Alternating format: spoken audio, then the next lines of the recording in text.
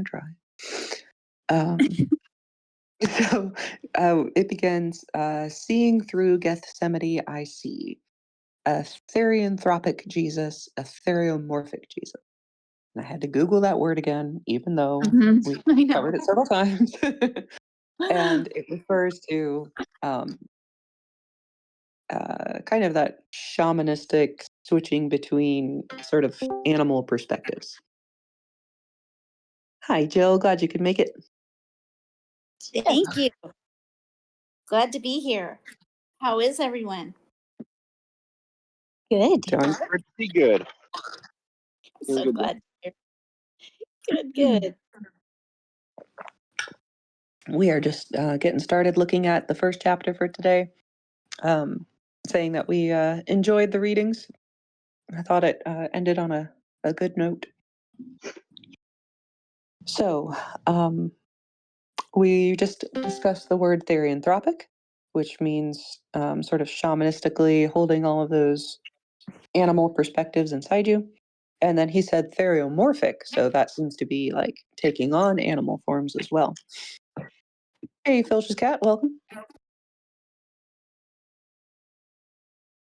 Hello. And hey, so the next line down says, all that we inwardly are is religiously enfranchised. All that we inwardly are is redeemed. I thought that was pretty cool.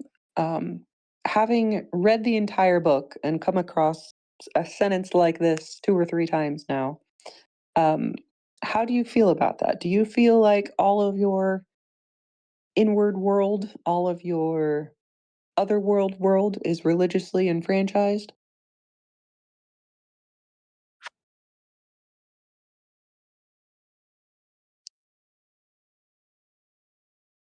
I don't wanna know. Yeah, like I want to agree, but I don't know either. Don't you feel like you've sort of been in a baptism of erasing the circle that you've made around your own group? And so it feels like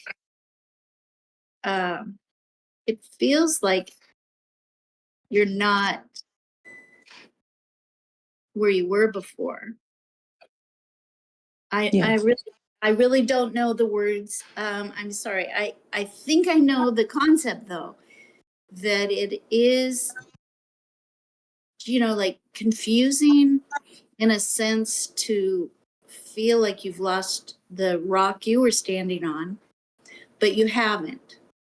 It's just that wherever your rock is, there are lots of other foundational ideas that are more included, possibly. And it's not a negative. It's not nihilistic.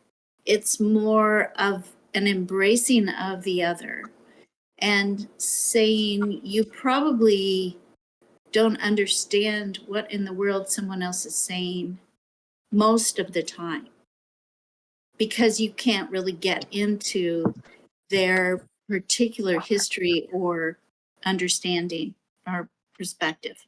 But that doesn't mean that you shouldn't try, because your view is pretty narrow. Narrow is good, though. I'm working on narrow right now. I love that. Yeah. Well said. Well said. That is the what it means to be enfranchised, right? Is free to move and not threatened.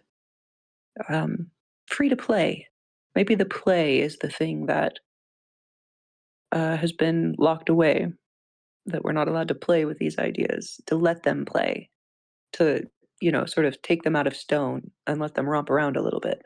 And at the end of the day, when these ideas are free to play, they're not going to reveal anything other than Fodla's divine ground, right? Like the nature is the way the nature is. Yes. And when you said play, I was thinking of men are, I mean, in like from my generation, I was looking at the heroes of World War II, very close. I mean, even the Korean War had particular people who were heroes there. And so I saw them in a way that was, they're really going to war for us as protection. But there were children playing at war. And when you play at war with weapons that are not as deadly, you can possibly have what Matthew says is the inner conflict, the tournament, the smaller area of the group being challenged by the other and not just throwing your hands up and hating each other. I don't know. I'm kind of confused. I'm really not confused. I just think you guys should help me say this better. Well, that's really insightful about the tournament. I think when Mathieu was talking about tournament in the interview he did on martial arts, he was saying that allowing the arts to fight against each other reveals who actually has the more proper system of rules and fighting styles, because the winner will be the one who physically wins. That when you allow them to play, it reveals what we've been calling the divine ground, the actual nature of things, the way things are without abstractions, without subtlety, without illusion. Um, so when we allow these ideas to play, then the same thing will happen.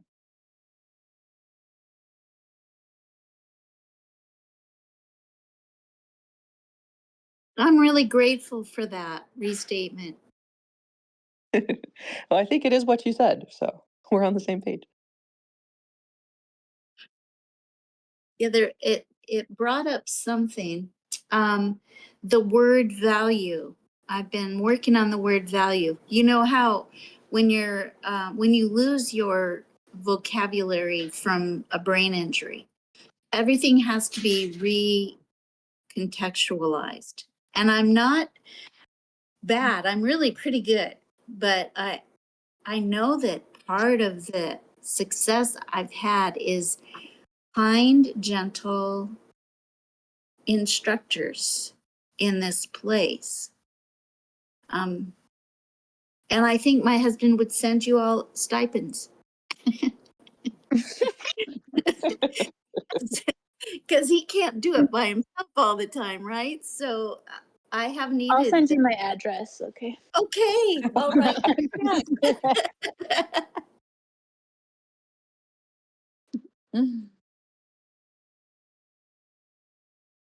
So I was reading the comments, and Filch's cat mentioned that it's sometimes easier to play in myth and not so much in church or with theology. And I think that is exactly what we're letting play, right? It's not that we've sort of, especially in a post C.S. Lewis world, where some of those bridges have been crossed for us, we feel like somebody somewhere said I'm allowed to enjoy Greek mythology again, So I'd say everything kind of downstream of Lewis and Tolkien has sort of opened up the world of mythology for play, but it's a kind of a hard and fast line between your play and your theology.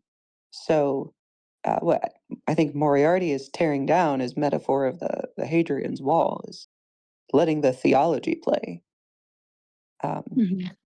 And that's, that's dangerous stuff, right? Because that's your whole identity might be in there. And if they lose in the tournament, what are you? So Yeah. there's definitely risk in play, but it might be worth it.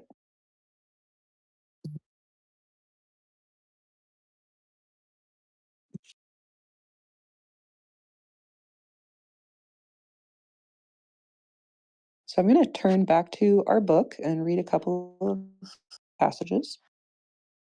One that I thought was, I'm still on the first page of our first chapter, right before the Roman numeral, come on, Roman numeral 3. There's a line where I really feel like he says what he wants to say. Soothseeing, I see hope. I bear hope. I hear a new hero. Him I hear saying, put up your dragon slaying sword. I'll be the scabbard. He had, highlighted that part. what was that? I highlighted that part. It was Mhm. good, wasn't it? Very, very Yeah. close to bone. What does it mean to be the scabbard when the threat was slaying the dragon? How can we be the scabbard?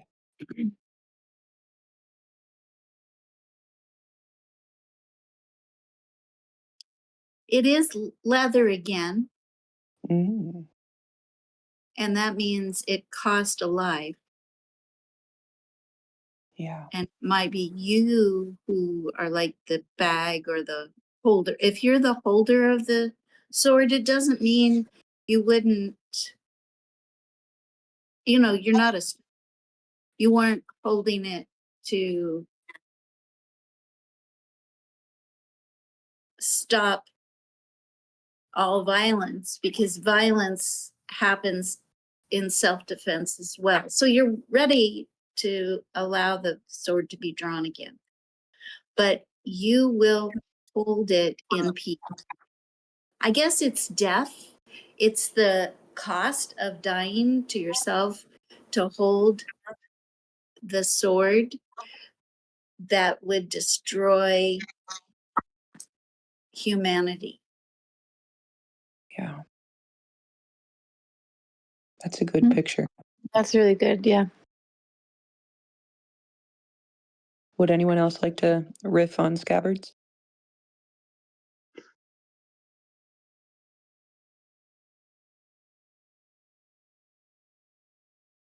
I thought what Moriarty was saying was more direct about himself.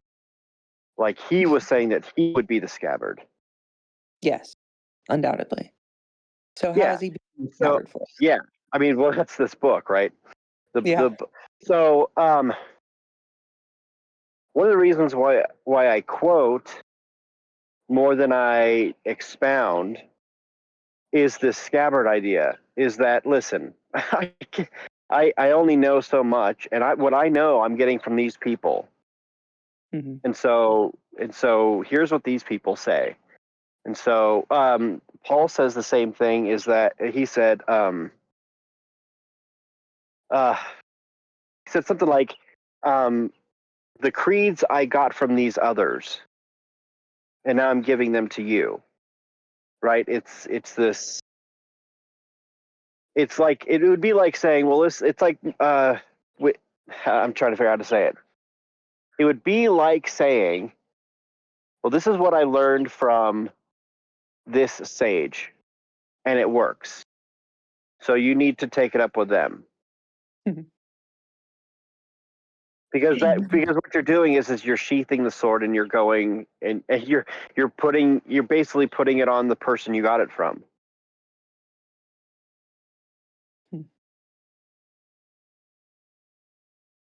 Yeah, I guess there's sort of an interesting phenomena when we get new people on the Symbolism server and they're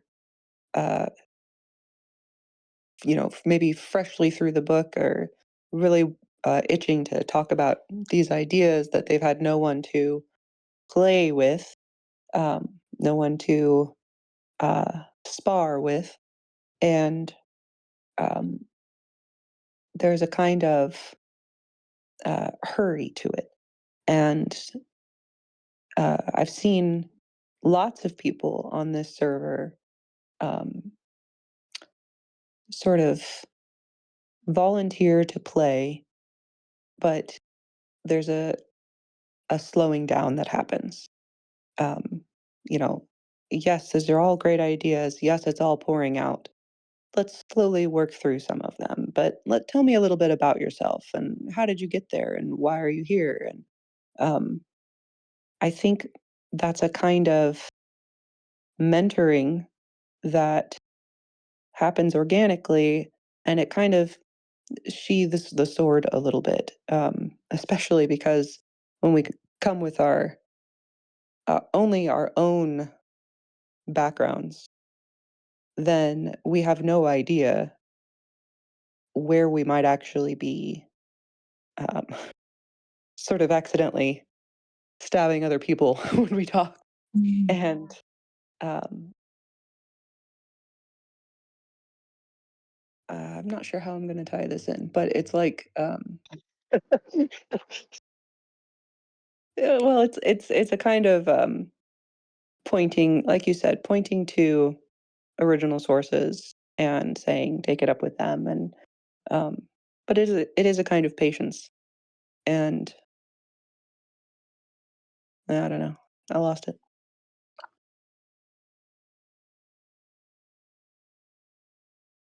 Well, I will tell you, um, let's see, when I read the Being a Scabbard, it reminded me of, I mentioned we're kind of downstream of Tolkien and C.S. Lewis, who gave us permission to play with mythology. It reminds me of a passage from Prince Caspian uh, from the Narnia series, where um, modernism has sort of captured Narnia.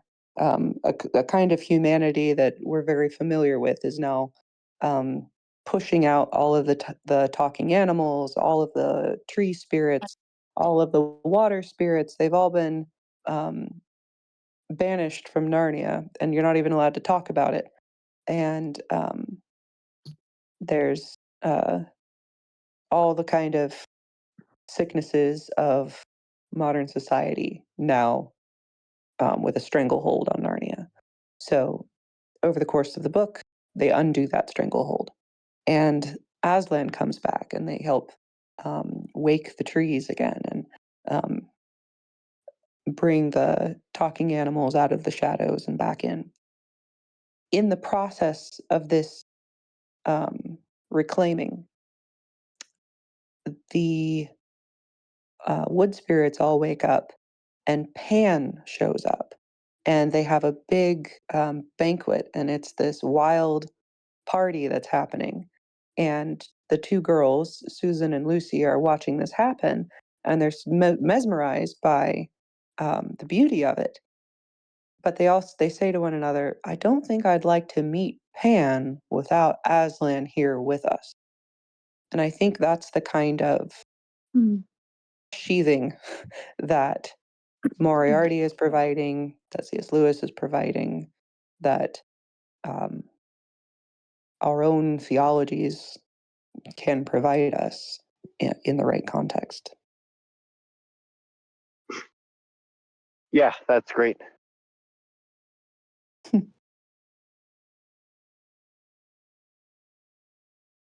All right, well, um, we'll keep looking. I'm on the next page on my book under the Roman numeral 4. I really loved this section, and it's very long, so I don't think I'll read the whole quote. But he's picturing Orpheus singing.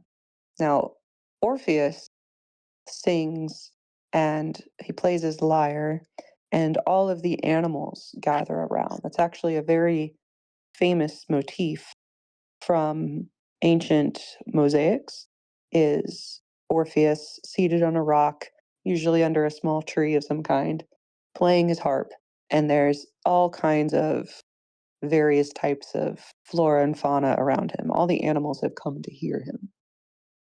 Orpheus is a very central mythic figure, and his playing for the animals, that image, you can also find almost the same stylizing in icons of Adam naming the animals. So that's not a coincidence. We might say when Adam named the animals, he might have been singing. Really, we could imagine quite a bit of the Bible as singing, because in modern times, the tune of the scriptures is chanted. It's a kind of chanting melody that's in the Hebrew notations. But the chanting is somewhat tuneless because we've lost the tune, but there used to be one. So if there used to be one, you can probably imagine as far back as God giving the Torah to Moses that he might have sung it, because it is musical.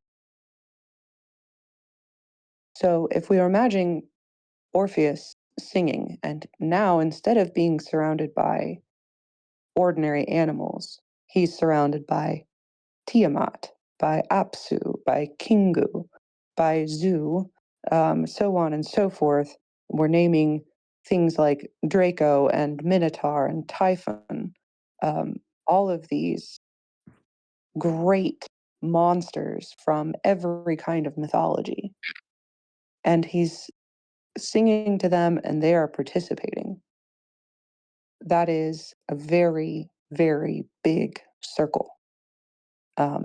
He says, hearing the song, singing the song, drawn by the song, drawn into 9 circles around it, around Orpheus and his song, all their poisons hearing the song, all their poisons healed by the song, all of them singing.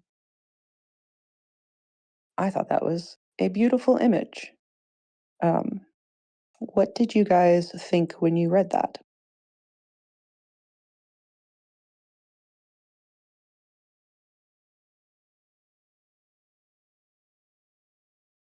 I'm just glad you explained it, because it was a very powerful image coming through your brain.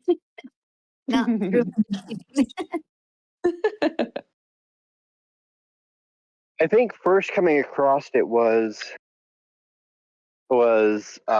odd, but once we get into the part about St. Patrick, it makes sense. Because the thing that we had a trouble with in the beginning of the book, or actually towards the middle, was that we were all sensing like a possibility for like a universalism, and we weren't. Hold on 1 second.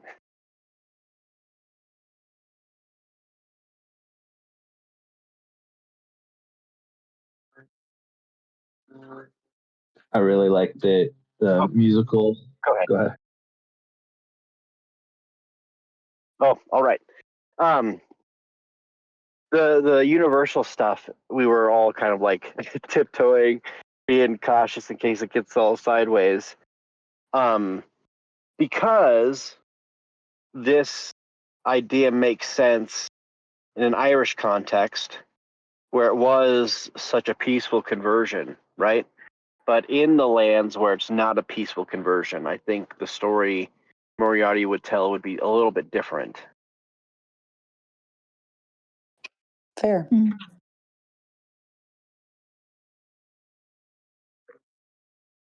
I really like the musical motif there. In meditating on Mary recently, I was thinking about how God needed a silent space to sing his song into. And then we're all supposed to be the variations on the theme.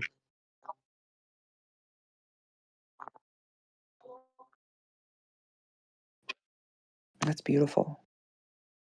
That's a great image to hold, sort of side by side. But actually, it's not even side by side. It's almost underneath, because I think in a later chapter we get to the silence. It might be in the chapter where he talks to the mariner, um, where he's talking about silence. So let's hang on to that, because that's going to be really appropriate for that chapter. Before I forget, I wanted to say, when I was reading that list of different kinds of, like, cosmically huge creatures and cosmically huge monsters and cosmically huge tragedies and um, narratives of um, oh, what do you call it? It's like hubris, sometimes manifested in these different monsters, or their tragic tales. Um, I think one of the things that Moriarty has taught me to do through this book, when I contemplate a mythological monster, to use it as a mirror, um, to say, what if instead of defeating this monster, banishing them with my completely superior, um, rigid rules that I have of what it is I think I believe, or what I think I think is best. What if instead of doing that and immediately getting about to the dragon slaying, what if I see them as a picture of myself first? In what way have I been Tiamat? In what way have I accidentally fostered monsters that the world can't hold? And in what way have I protected them so savagely that humanity is at risk? In what way am I carved out to make the world? Um, Learning to, um, again, in a later chapter, he talks about how he's visited by a crow and it deposits its hurtness on him, and that he sort of cherishes and fosters it and um, deliberately carries it without dropping it. Um, I think if we look at our Medusas and Gorgons and um, creatures from world mythologies as depictions of human hurt, human traps, hubris gone crazy, um, we'll have a lot more of that healing, because that is what the little song ends in. All of them singing, "It saves, it saves, it saves, all shall be saved, and all shall be saved. Our repressions shall be saved." So I think part of the play is a pretend play of, how have I been Medusa?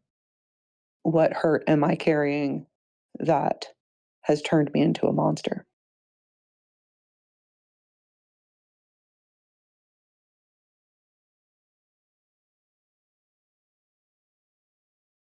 All right, I'm reading in the chat. Filch's cat has posted, "When a man knows himself, the knowledge of all things is granted to him. For to know oneself is the fullest of the knowledge of all things. Since, as all things are contained in you, the knowledge of all is contained in the knowledge of yourself." From St. Isaac the Syrian. Well, what a thing to think that every one of those cosmic sized monsters listed in this paragraph are also contained in you. And I think they are. Yeah, I think that's what Moriarty's saying. Like, these are all part of us and our stories. and our histories, you can't just separate and cut them off, because they literally helped build the world that we live in. Yeah. Yeah. We have no idea to the degree which we are all still living inside Tiamat. Mm-hmm. One rib cage is the waters above, and one rib cage is the waters below. That's how the Imperium, the sky arch, and the waters of the deep are imagined, and that image has, knowingly or unknowingly, been the backdrop, the water in which we swim, that all of our imagined worlds are made out of.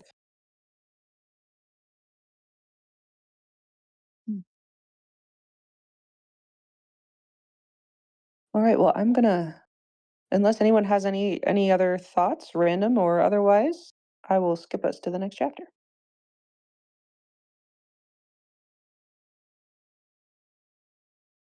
Do it. All right. Well, St. Patrick is who we are discussing next. And how cool that it was over the week of St. Patrick's Day that we read this. Candace actually read Yeah. it on St. Patrick's Day, which is just too cool. And serendipitously, Tommy, if you hadn't reblogged or followed somebody on Substack about the breastplate of St. Patrick, this chapter would not have hit home for me like it did.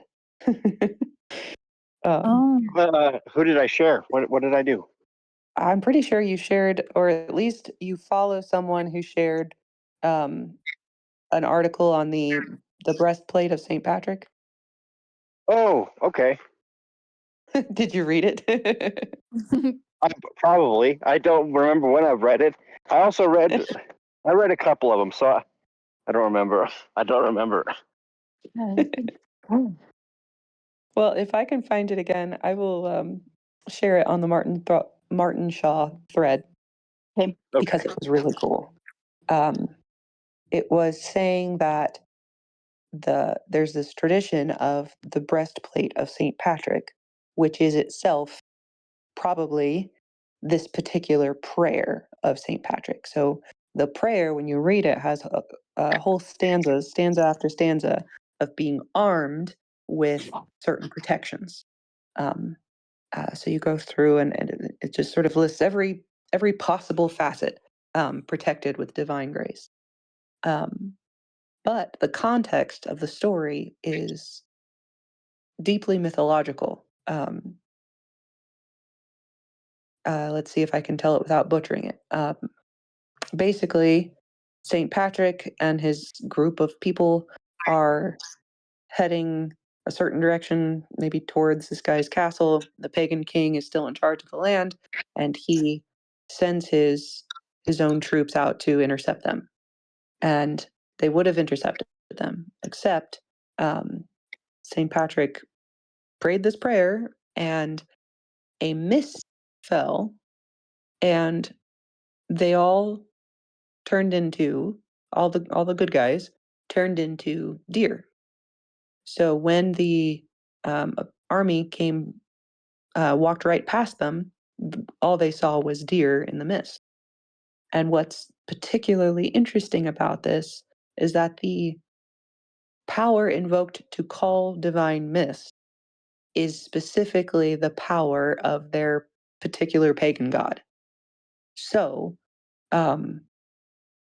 through Jesus, who has come in to displace and replace the theological hierarchy of this place, that power is expressed by these Christians, through these Christians. The divine mist and the shape shifting into a deer. So, that's pretty cool. Let me take this back to. Oh, thank you. take us back to St. Patrick.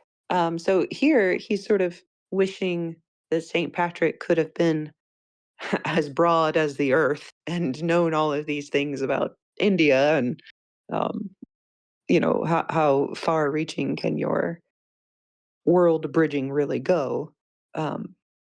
But maybe it's our time to be that bridge. But what did you guys think of this chapter? It's not a very long one. I'll read the part I have highlighted. Imagine him, a Patrick who knows that on her way west, coming with a people who worshipped her, the goddess Danu gave her name to the Don, the Dnieper, and the Danube. I might be saying that wrong, probably am. Two beautiful hills in Sliab Luchra are said to be her breasts. The Paps, they are called. So the two hills that we've been really familiar with from the whole body of the book, we're now finding out are also in this faraway place in India. What do you guys think about this? And what kind of St. Patrick are we really imagining if he could bring that with him?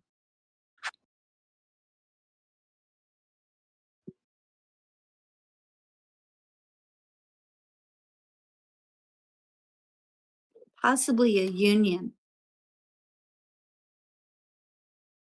Union without universalism is a tricky line to walk, as Tommy was pointing out before. I can tell you what my contention is with it. Sure. It's more So interesting anyway.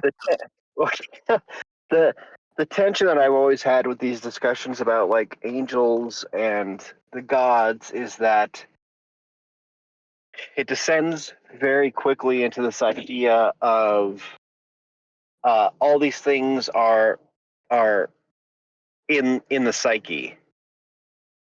They're like parts of our psychology, right? Kind of a Jungian approach where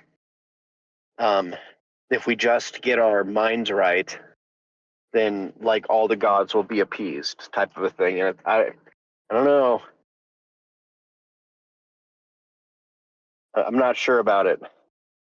I can much more accept the idea of the gods being in the lands that they're from, but I don't know. That's just something I struggle with.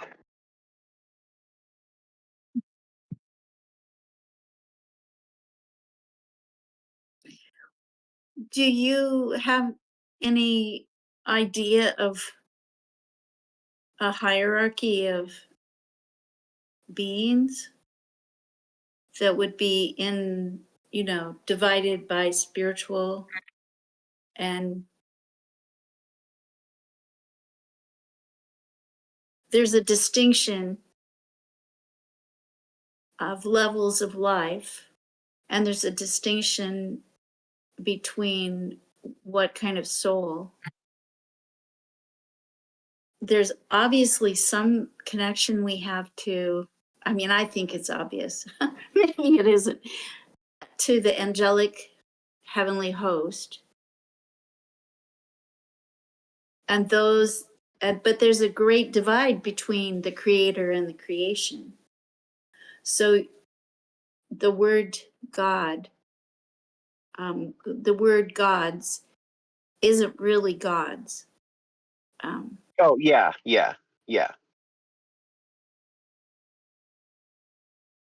No, I have a hierarchy, right? I don't think that the God of Abraham is on the same level as these other Elohim, right? The only contention is that I haven't really worked out, and it's very hard to tell when people are making the case for like these beings being in the psyche as opposed to being in the land. Now I can see how they're related. I can see how them being in the psyche relates to them being in the land, or vice versa. I just don't know. This is just something that I struggle with.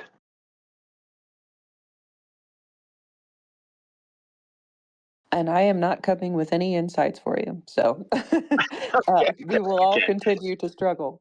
But Yeah. Okay.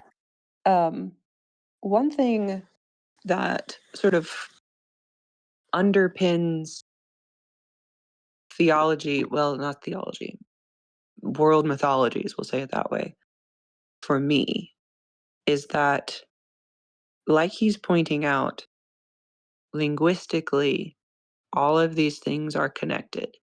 And not just linguistically, but in the physical presentation of the earth.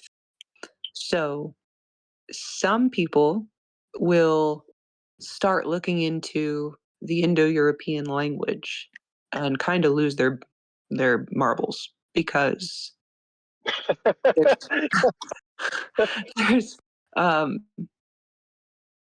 there's too much universality, commonness to it. Why should it be that all of these things bear the name of this goddess up to and including the physical places are identical where they show up? Um, how do you explain that? Um, so I oh let's see. You all know I have a thing with the stars. Um, I see a lot of this shared map of the subtle as being part of the reality of the stars. Um, and that reality is going to map the same sky onto diverse places. Um, and so uh, every time our lady, what's her name, um, Danu. Danu, every time she shows up in the same geological features among peoples that are supposed to be not related to each other, you will have the anthropologist, which, by the way, that word is kind of um, being traded out for sociologist, and there's a lot to that. But anyway, uh, the anthropologist will say, "Oh well, you know how far back can we go to find the underlying Indo-European word root, and it must have been these particular peoples, and let's follow their arrowhead types, and let's see if we can figure out who carried this story with their copper trading route over to this particular place at this particular time." And what I've discovered in the stars is that um, two people could have never met and divined the same people from the sky. um, that they're that um, uh, it's like reading a book. You don't make up the words that are in the book. It comes with its own words. Now, you might read different things into them, but it is what it is. There's a divine ground of the sky. So when he talks about the stars and their sadness, where did he say that? It was so good. I highlighted it. It might be the last chapter. No, next chapter. Ah, here it is. It's in the next chapter at the bottom of the page for me. It says, oh no, that's not it. Hold on. I think it's in the last chapter then. Ah, here it is. It was hurt in me that enabled me. We pitied the shining stars, but we knew, looking at them, that their night would come. It had come for us. So when I read that, I immediately think of my own star stuff and think, yeah, the time is coming when we'll all be able to look up and read this book properly. And when we do, every one of those cosmic-sized monsters is going to be visible for anybody to read. And the good news is that Orpheus is the second Adam, and he's already put them all in order. So, good news. Good news at the end of the book.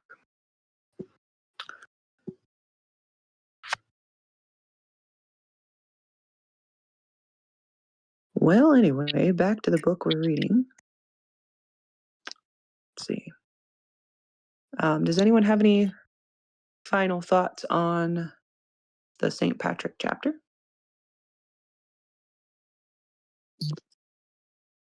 Just like that he says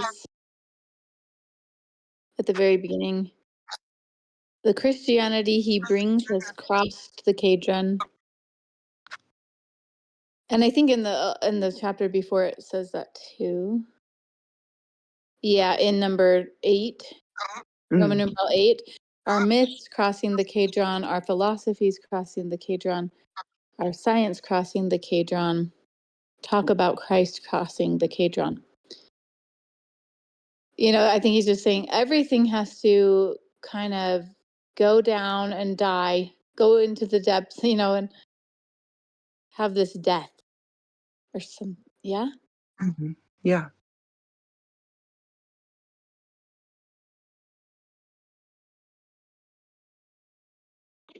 Yeah, I mean, if God is in all things, and if part of Christ's redemptive work is to reclaim fallen creation, then it would have to, the stuff that's going to be reclaimed has to be put through that process. Mm-hmm.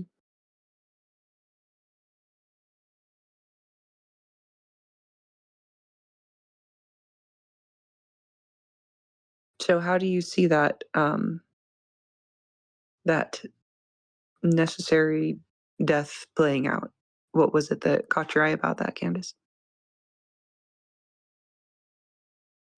I'm not totally sure. It just caught my eye because it happened, because he wrote it twice. And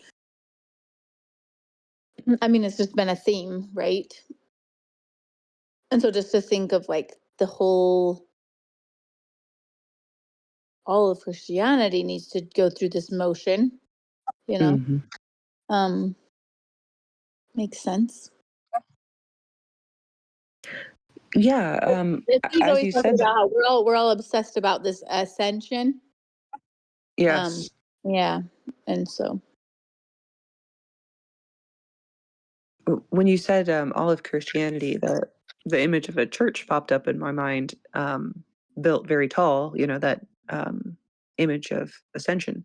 For it to die and be reborn to cross the Kedron, there's a disintegrating of the architecture. On the other side, maybe it looks like the rock that he was describing. And now I don't know what chapter that is, but the rock had beautiful pictures, but don't call them windows. Oh yeah, that was the Probably is the last chapter, isn't it? no, I think it's the first chapter. Wait, Oh, okay. I don't know. I read it too. Okay, we'll find it. Okay. It's in the sticks. It's, Thank you.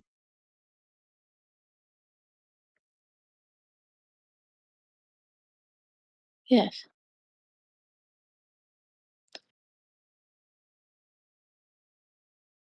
He draws the sword of our petrifying perceptions out of a stone. The stone blossoms gothically. But don't call them windows. When you walk the long aisle, walking between them, call them auroras of soul. That was so beautiful. And I see that as this reborn Christianity. But what do you think the danger is in calling them windows? Maybe seeing them as material and not as spirit?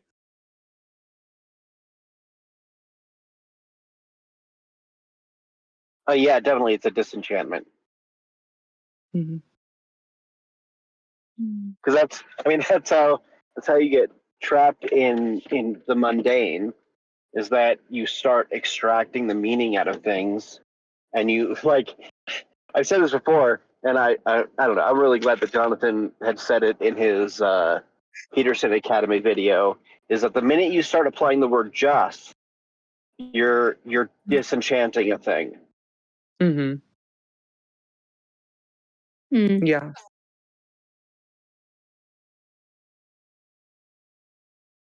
Well, one more quote I want to pull from this chapter, just because, let's see, Kevin mentioned the sort of Marian silence of holding and reflecting the divine. Um, the last page of Imagine says, "Imagine it, an Ireland which 4 times a year is able for the silence after A, U, and M, which is the Om meditation sound. Um, that silence is, I think, picked up in the next chapter, which is called The New Gay Bolga, maybe? And Yeah. this is our Realm of the Ancient Mariner chapter, which I loved. And unfortunately, I'm essentially out of time for today. So I'm going to have to go and not talk about probably my favorite chapter. And No. this stinks. So I hope you guys will continue talking about it. And if not, maybe I can come back on later tonight after the after school chaos settles down. And maybe we can have a round 2 to talk about the Rime of the Ancient Mariner. Yeah. Yeah, I'd love that.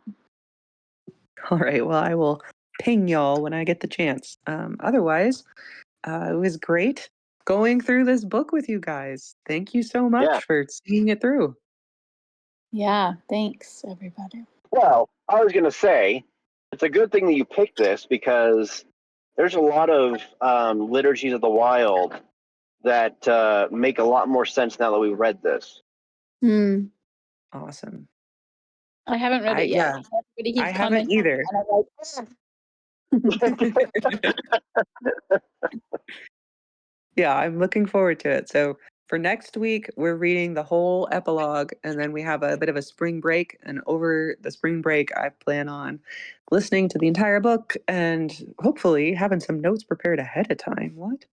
And then we will decide if we're going to spend 5 weeks talking about different themes of the book or going kind of chapter by chapter or story by story. So remember, for next week, we're talking about the epilogue, and the epilogue is long, so plan plenty of time to read it. okay. Okay. All right. I will see you guys next week. Thanks, everyone. All right. Thanks, Anna. Thank you. Bye.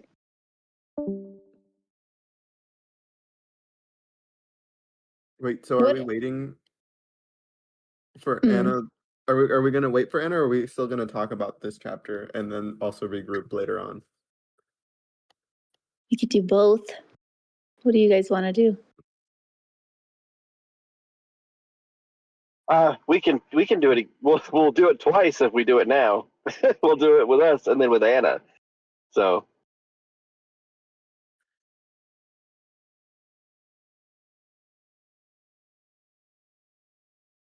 I'm down for whatever. I have time.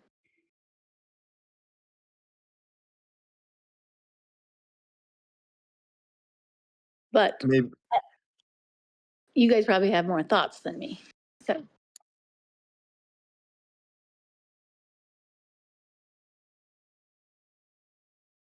I'm kind of blown away by it, but I've only read it once, and but I really did like the conversation that he was having with the devil. is that who it was? Like I couldn't even tell. Like what? Who? You know? Yeah. Well, I mean, that's how I kind of interpreted it. He said, I was, of course, taken aback, but not for long, because it was for the likes of him, for Faust, for the wandering Jew, or for some other great transgressor that I had always kept a chair at my fire. Mm-hmm. I don't know if there's more that I could pull away from that. I highlighted that part, but I still was like waiting to see who it was. Yeah. Mhm. I don't know. I feel like I do a disservice to speak of it.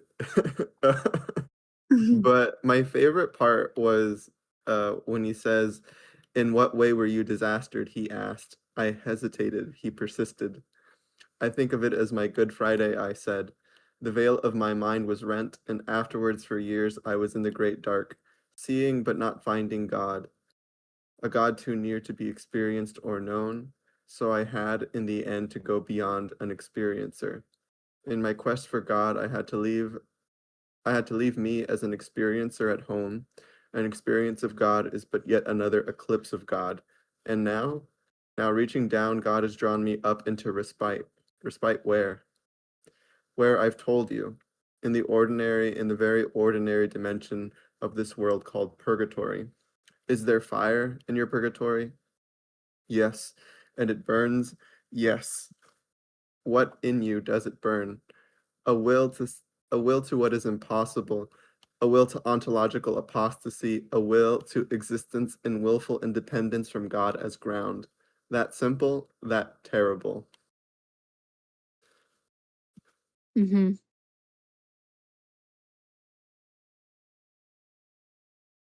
Did you Why guys look up? do you love it? Oh, Oh, did you guys look up the importance of the chair and bogwood? Oh no, no. no. So bogwood is well, the specific idea is that there's wood trapped in the bogs, and you've got to go dig it up. But they've been there for like 8,000 years, and so it's a prized possession in like Ireland.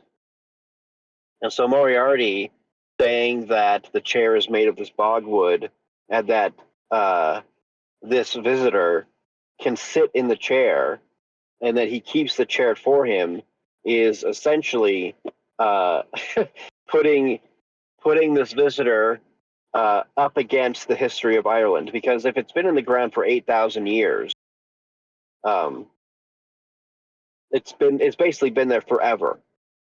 Yeah.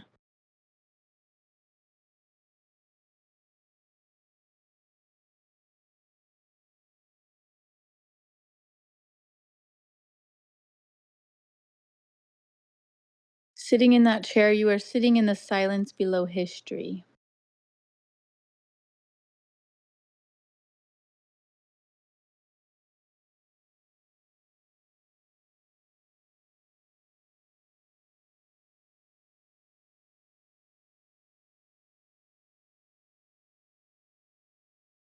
Well, okay, you guys mentioned that poem, and I didn't even catch that. Like, so he's referencing a poem, Yeah, I put it in the Martin Shaw forum. and he says on that first page, altogether more serious than the ship you sailed in is the chair you are sitting in. So he's talking about a guy on the ship from the poem. That's who he is? Is Well, he's tying in a lot of maritime fantasy and poetry. He brings in okay. the Rime of the Ancient Mariner. He brings in Moby Dick when he talks about Ahab and the White Whale. He talks. I think there was a third, but I can't remember what it was. But there were a couple of these. Okay, yeah, I think about the Moby Dick. Yeah. Did it have to do with the albatross? I don't think is the albatross from the Mariner? Yeah. Oh. The old man is telling the story, and he talks about. It's like in part 2. He says something like, I don't remember what it is. I'm not good for memorizing poetry yet. But the idea is that the man telling the story kills the albatross, and that the albatross is the thing that brings the fog and brings the wind and he killed it. Mm. Yeah, and then he stops moving, right? He describes that. Yeah. Yeah. Mm. Did you guys look up the title? The new gay Volga. I What? looked up that. No. I was like, what is that? And it's okay, the gay Volga was a weapon, a special weapon used by I gotta find the guy. It is in a myth. And it's like a spear.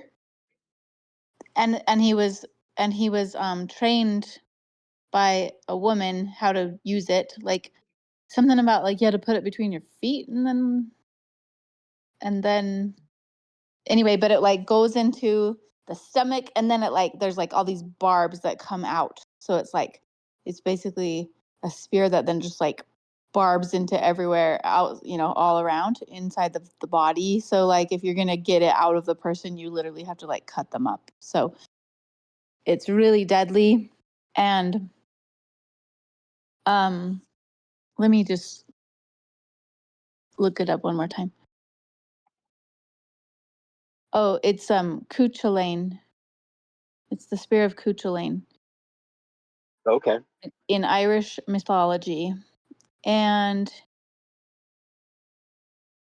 yeah, and it says its technique was taught only to him. And then there's like different stories. Oh, it was made from the bone of a sea monster, the Curuid, that had died while fighting another sea monster, the Coinchen. But anyway, yeah, there was different stories of like one time he used it to kill his own son, Conla. So isn't that like Conla's well? And then one time he used it in combat against Ferdiad, his foster brother. Anyway, so there's different like stories of when he had to use it, but anyway, it was just like a really deadly weapon. So I think he's like reimagining this weapon. And so that's when he says at the end about the harpoon being called something about peace or something. Right? This gray-eyed visitor, do you remember where he says he's from? Say that again. This gray-eyed visitor that comes that we think is Oh. Satan. Do you remember where Moriarty says that he's from? No, I'm looking. Do He you? gives the description that he's like from the sea. Mm-hmm. That he's also this sort of ocean monster. That gets made into a weapon type of a thing? No, like Satan. So one of the things about Satan and demons is that, like in Revelation, the dragon comes out of the sea. Mm-hmm. Demons are cast into the pigs that go into the sea. You have the flood, and then you have other places where forget what it was. There were some fallen angels that were cast into the Nile and Euphrates until the end when they're going to be released. And so this idea of like Satan being the deepest sea monster that like comes to land and comes into his living room, right? And so what Moriarty does is he summons all these sea tails, and all these sea tails are kind of like bolstering his defenses, and so that he has a staring match with Satan. Okay.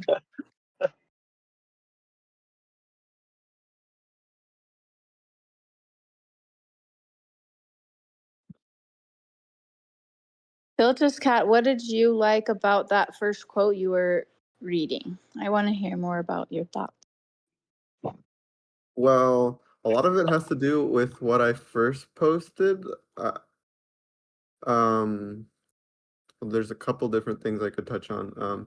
I wrote, if I answer, if I speak, I divide the womb with my double-edged tongue. If I wish to be entombed or return enwombed, let it be that my mouth is shut. At the top of the mountain I lay in divine darkness, speechless of poor tongue. If I answer, if I speak, I divide the womb with my double-edged tongue. And so, like, an experience of God is but yet another eclipse of God. So there's kind of like this I like the divine darkness that there's always a fractal and you're always experiencing revelation and a veil. Mm-hmm. And then the next thing that I really liked was that he brings us up like at the top of the mountain. He's like, look at this, like we're at the top of the mountain with Moses and we're in the divine darkness, and it's like, this is crazy. And then he's like, and now reaching down, like we go, we're up in heaven, and he's just like, bam, he brings us down, and he's like, we're in the very ordinary dimension of this world called purgatory, right? So we are in purgatory. And is there a fire in your purgatory? Yes, and it burns. And what in you does it burn? It burns a will to what is impossible, a will to ontological apostasy. And I really love that phrase, ontological apostasy, because like that really like the way that I have come to experience God is that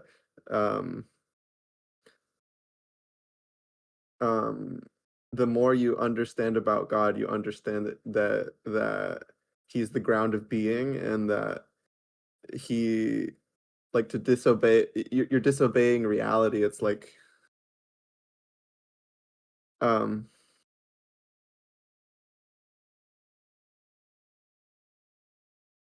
how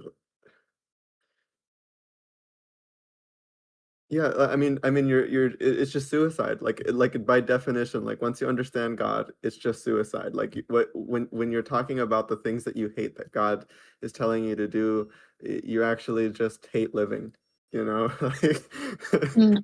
um and yeah, it's a burning, it's a deep burning to stop trying to do what's impossible, in the sense of in the sense of acting out your own suicide. um and it is that simple, and it is that terrible.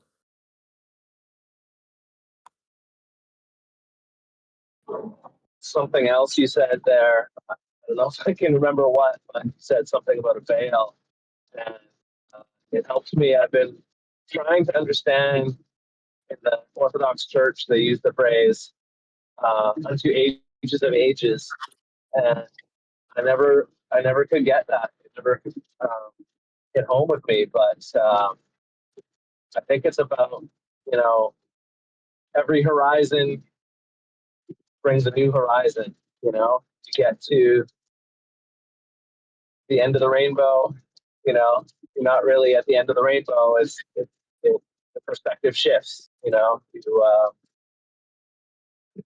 you first through a glass dimly, and then more clearly, right? Then face to face. The three wise men follow a star, and it's like it's a little bit unclear what you're, you know that it shines, you know that it's leading up, but you don't really know what you're dealing with until you get there. So I think it's like dimensions upon dimensions, you know. It's like meta, Yeah, right? It's infinite layers, and those are all veils. yeah.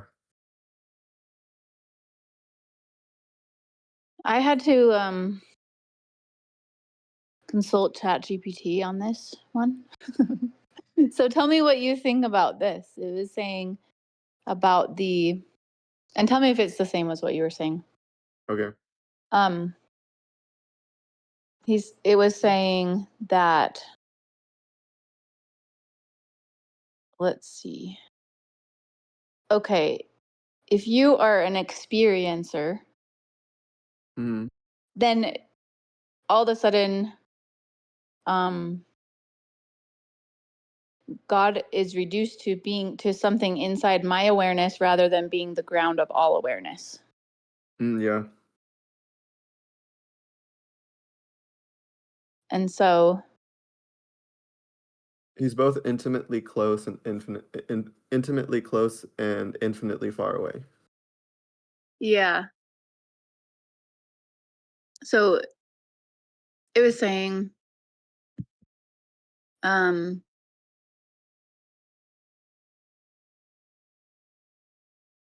yeah, so the fire burns the will to be independent from God as the ground. Mm-hmm. Mm-hmm.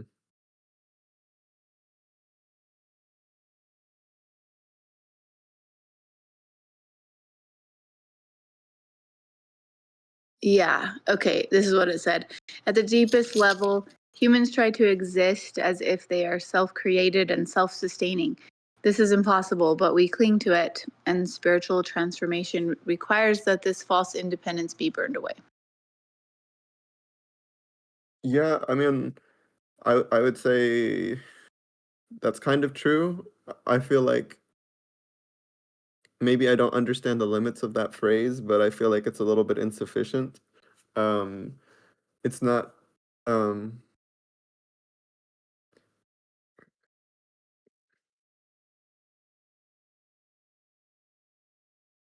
could you repeat that phrase one more time? Yeah. At the deepest, well, so he's, just trying to explain what Yeah. Moriarty means. At the deepest level, humans try to exist as if they are self-created and self-sustaining. This is impossible, but we cling to it, and spiritual transformation requires that this false independence be burned away. Right. Yeah, it's not going all the way to what. Yeah, I think the disagreement is the idea of being burned away, because the whole idea of Dreamtime has been a plunge into the depths. Mm-hmm. It's more like you have to be submerged in the history. You have to connect with what the land has been through, where you live. You have to know what has happened to in the place that you are. Mm-hmm. And so it's very much like a baptism, less than I'm burning away. Well, it's burning a will. Sorry. Oh, okay, yeah. Wouldn't you I go can agree with that. a will to what is impossible, a will to ontological apostasy, Yeah. a will to existence in willful independence from God as ground. Yeah. Yeah, the will is a little bit different than like than independence. Mm-hmm. Well, hold on. Okay.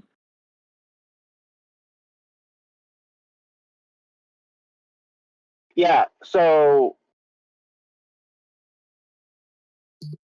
yeah, nope, I agree with it.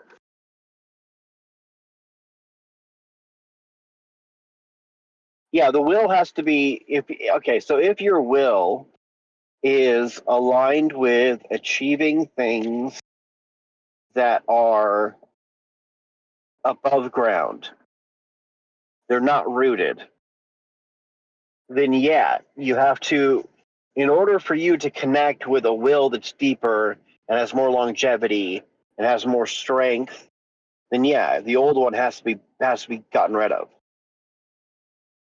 Right. And I wouldn't even use the qualifier more. It just is. It is strength. Like God is everything. Like to do anything other than align yourself with God is not to be. It's not just like lesser, but not. Yeah, but I mean, like the problem is that from the lived experience, you aren't just granted the full strength. Right.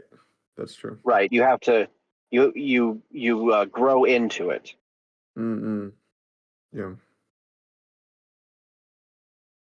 We're moving into being slowly but Yeah. surely. Yeah. Mm. And so the descriptor more is like just the comparison from where you are now to the moment you switch wills. Because if you start popping out promises of getting ultimate will, that's how a lot of people deconvert, is that promises are not kept. Mm.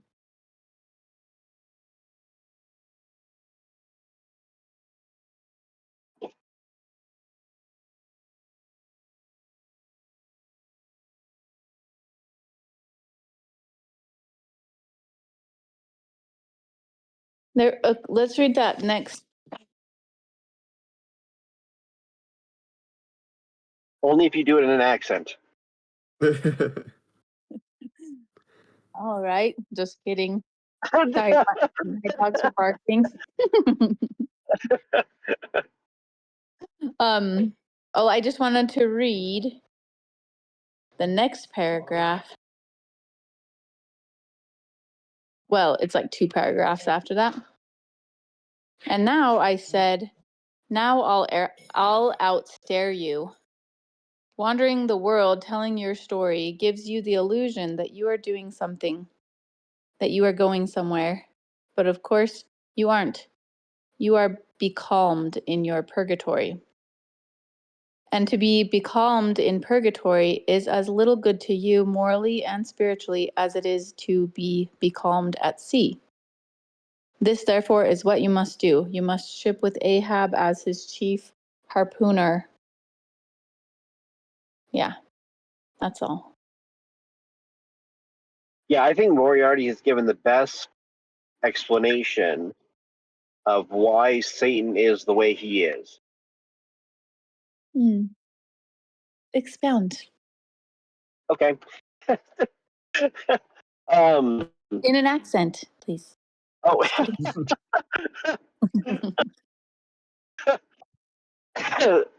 So one of the things that people ask often is, why is Satan so angry?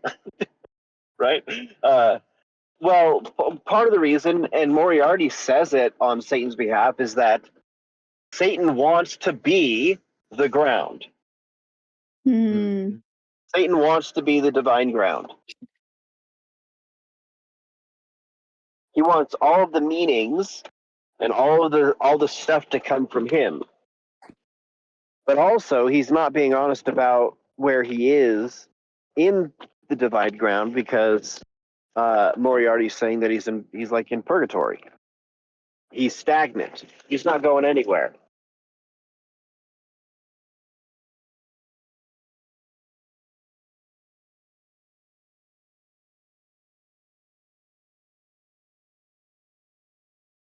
So when he's saying, you got to become Ahab's harpooner and don't drink from his grog, and is he kind of giving advice to Satan? Like what, Yes. Yeah, okay. Okay. One of the things that you'll come across when you're trying to help people is that, especially people who are like deep, deep despair, right? Is that they'll say, oh, my life's falling apart. And you'll say, all right, well, here's what you got to do. And he try this. And they're like, well, I can't try this. You're like, well, have you tried this? Well, no, I can't. Are you going to try anything? I don't think I can. All right. I mean, if you're not going to move, if you're not going to try and mutate, then there's absolutely nothing that anybody can do for you. And so when Satan says you've got to join Ahab on the ship, he's saying, what do you want out of your person? No, Moriarty. Well, no, Moriarty is saying, Yeah. hold on, let's back up. The description of the people in despair is just a generic thing that I encounter. Okay. Yeah. But when Moriarty tells Satan to join Ahab's crew, he's saying, if you want out of your purgatory, you have to do something different than what you're doing.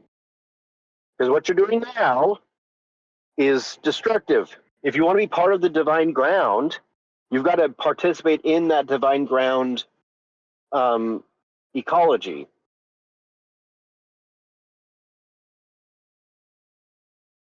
I'm gonna have to reread that chapter then.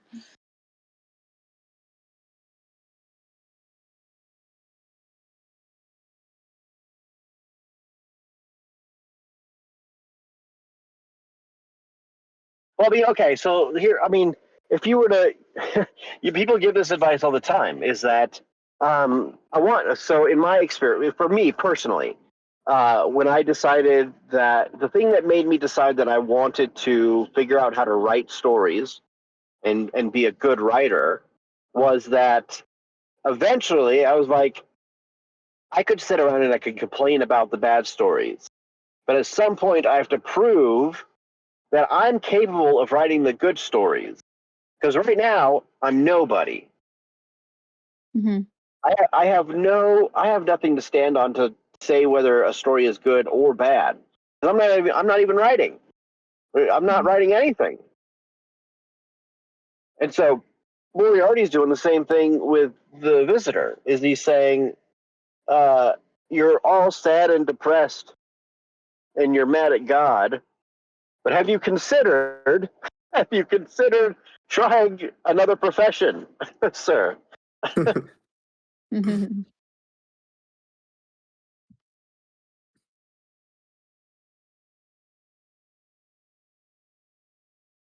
Yeah, I really like the part where he says, "Don't come home with evolution obstructed, with evolution run aground and humanity hanging from your neck. Be a new kind of hero, be the new harpooner. Be a harpooner evolution can work with." Yeah. And evolution functions on this movement, right? He needs the wind in his sails. Yeah.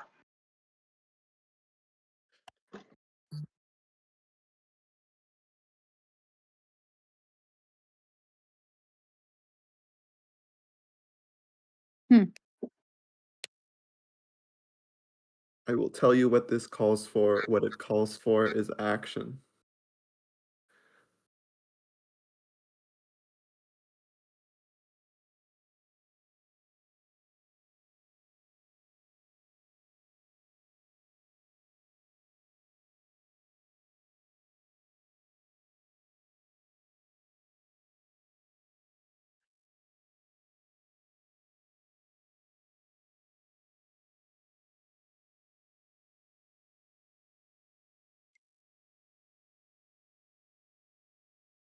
All right. I do have to go. I'm assuming I'll be off work when Anna pings again. Hopefully I can make round 2 if it happens. Okay. Okay, yeah. All right. I'm fun. gonna reread. All right. Thank you, everyone. Yeah, Bye. thanks. Bye-bye. Okay, bye.